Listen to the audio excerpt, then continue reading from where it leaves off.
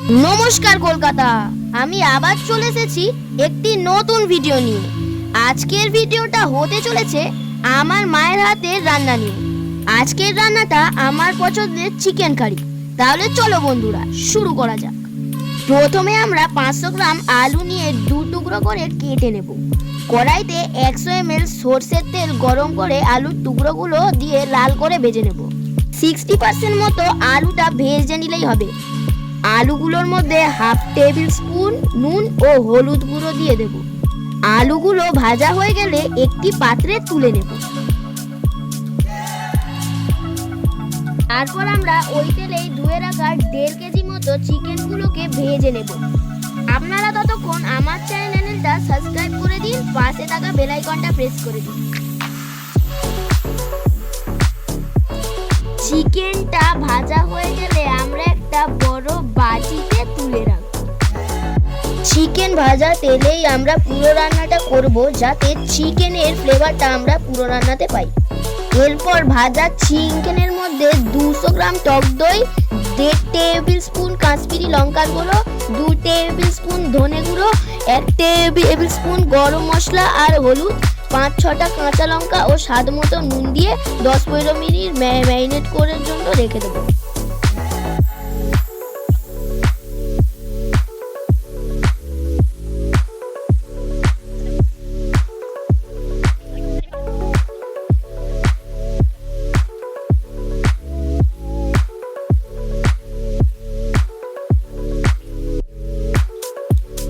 তেলের মধ্যে একটা তেজপাতা, 2টো ছোট দারচিনি, 4টে এলাচ ও 1 টেবিল স্পুন গোটা জিরে ফোড়ন দিয়ে দেব। তারপর 250 গ্রাম পেঁয়াজ কুচি দিয়ে লাল করে ভেজে নেব।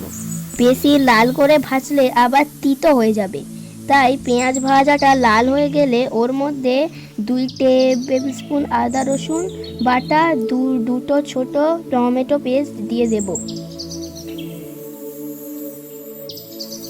মশলা থেকে তেল বেরিয়ে আসলে ভেজে রাখা আলুগুলো দিয়ে 2 থেকে 3 মিনিট ভালো করে মিশিয়ে নেব।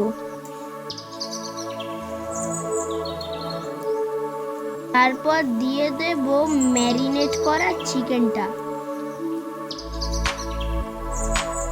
7 থেকে 8 মিনিট কষিয়ে নিয়ে পরিমাণ মতো জল দিয়ে দেব ও ঢাকা দিয়ে ভালো করে ফুটিয়ে নিলেই তৈরি হয়ে গেল আমাদের চিকেন কারি।